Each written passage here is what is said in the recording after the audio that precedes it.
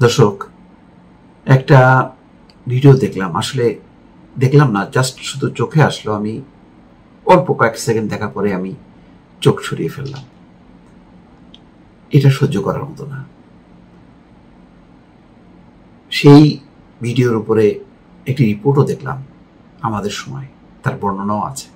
সেই বর্ণনাটাও আসলে আপনাদেরকে শোনানোর মতো মানসিকতা আমার নেই, কিন্তু ঘটনা তো ঘটেছে এবং আপনাদেরকে জানানো আমার দায়িত্ব। চোর সন্দেহে তোফাজ্জল হোসেন 32 মাত্র বয়স, তাকে যেভাবে মারা হলো, পেটানো হলো, বলা হচ্ছে যে সে মানসিক ভারসাম্যহীন একটা লোক। এটা মানে মধ্যযুগীয় সমস্ত বর্বরতাকে ছাপিয়ে যায়। যেই ঢাকা বিশ্ববিদ্যালয় নিয়ে আবার গত 40 দিনে বুকটা ভরে উঠল, যে এই বিশ্ববিদ্যালয় আবার তার হারানো ঐতিহ্য ফিরে এনেছে, স্বৈর শাসনের অবসান ঘটিয়েছে। এখন তো ছাত্রলীগ নেই ঢাকা বিশ্ববিদ্যালয়ে, তাহলে এই ঘটনা ঘটলো কিভাবে? কারা ঘটালো? কাদেরকে দায়ী করব? তাদেরকে দায়ী করব যারা কদিন আগে এই 15 বছরের স্বৈর শাসনকে অবসান ঘটালো তাদেরকে? না, সেটাও তো খুবই কষ্টকর। তাহলে এরা কারা? কোন ছাত্র? তাহলে বিবেক, বিবেচনা, বুদ্ধি সব কি লোপ পেয়ে গেল? তাহলে 15 বছরের যেই দুঃশাসন, অপশাসন, যেই মানসিকতা, সেই মানসিকতাটা কি ট্রান্সফার হয়ে আমাদের এখন প্রজন্মের মধ্যে ঢুকে গেল? আমি সবাইকে দায়ী করছি না।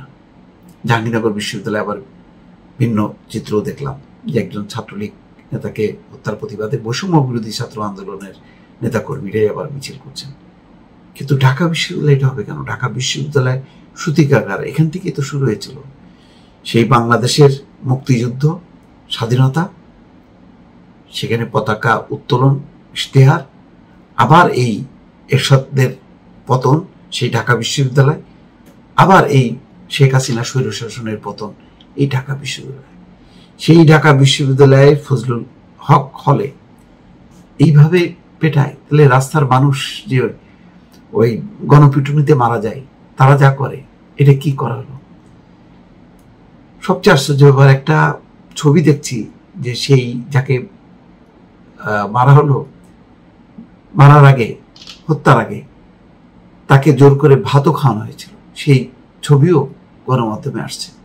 ভিডিওটি অত্যন্ত নির্মম। এটা মানে এটা আমার মনে হয় যে সভ্য দুনিয়ায় মানে এরকম ঘটনা ঘটতে পারে না সভ্যদের দ্বারা।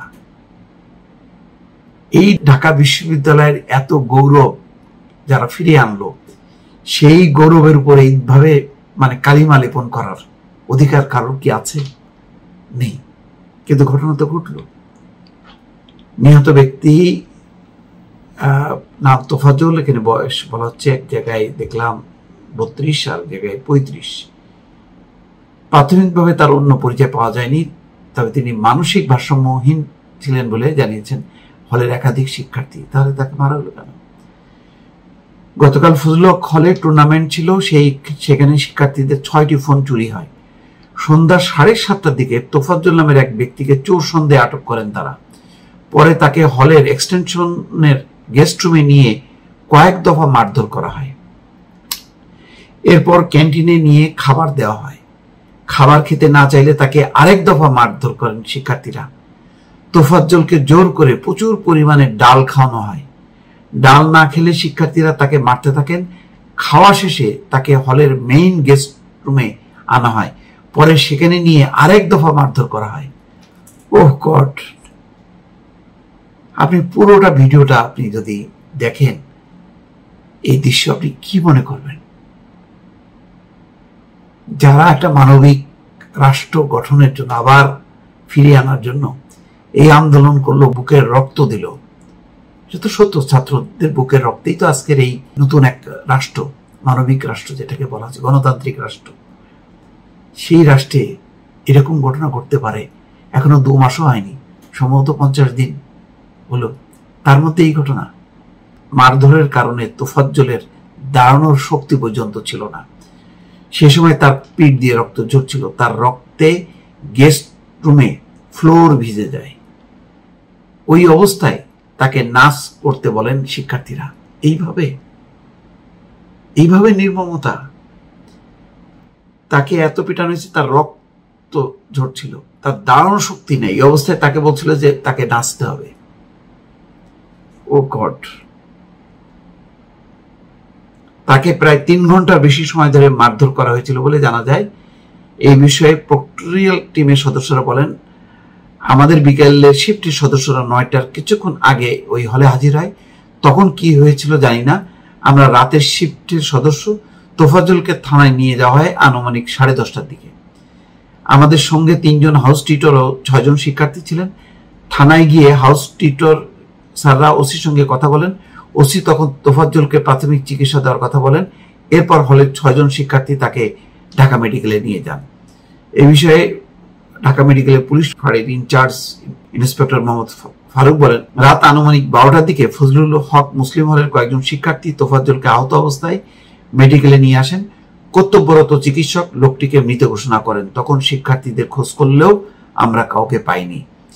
তাদের নাম আমাদের খাতায় এন্ট্রিও করিনি, শুধু পরিচয় দিয়েছিল তারা শিক্ষার্থী। ঢাকা বিশ্ববিদ্যালয়ের প্রক্টর সাইফুদ্দিন আহমেদ বলেন, খুব ভোরে আমি ঢাকা মেডিকেলের মর্গে গিয়ে খোঁজ নিয়েছি। পরে ফজলুল হক মুসলিম হলে এসে 2টো গেস্ট রুমের সিলগালা করেছি।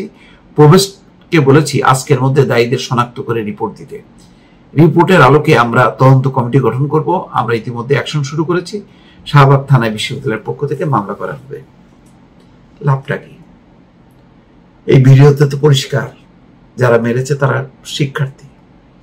এই নির্মমতা, মানুষকে নিয়ে, মানুষের মৃত্যু নিয়ে এইভাবে তিলে তিলে মানুষকে মেরে ফেলা। তো রাস্তার লোকজনও এরকম করে না। রাস্তার লোকজন মারতে মারা যায়, কিন্তু তার রক্ত ঝরে, তাকে নিয়ে তামাশা করে, তাকে খাওয়ানো, তাকে নাচতে বলা, কি এটা? দর্শক, আমি কোনো ব্যাখ্যা খুঁজে পাচ্ছি না। মানে আমরা তো এই ঢাকা বিশ্ববিদ্যালয় থেকেই পড়াশোনা করে আজকে এই সাংবাদিকতা করছি। ছাত্ররা আজকে আন্দোলন করছে, আমরা কয়েকজন এই মিডিয়ার মাধ্যমে চেষ্টা করেছি এই আন্দোলনের সমর্থন জানানো, আবার বাংলাদেশ যাতে গণতান্ত্রিক ধারায় ফিরে আসে তার জন্য চেষ্টা করা। রাজনৈতিক দলের সমালোচনা করেছি, বিরাগভাজন হয়েছি, দেশে বিদেশে পালিয়ে বেরিয়েছি। কি জন্য? একটা গণতান্ত্রিক রাষ্ট্রের জন্য। তাহলে আমরা কি রাষ্ট্র পেলাম? যেই রাষ্ট্রে আমাদের শিক্ষার্থীরা, যাদের সংগ্রামের ফসল এই বাংলাদেশ, তারা আজকে একটা জীবন্ত মানুষকে নিয়ে এরকম নৃত্য করলো, তাকে মেরে ফেললো। ভাবাই যায় না দর্শক। সরি, আমাকে অত্যন্ত কষ্টের সঙ্গে কথাগুলো বলতে হলো। ভালো থাকবেন। আল্লাহ হাফেজ।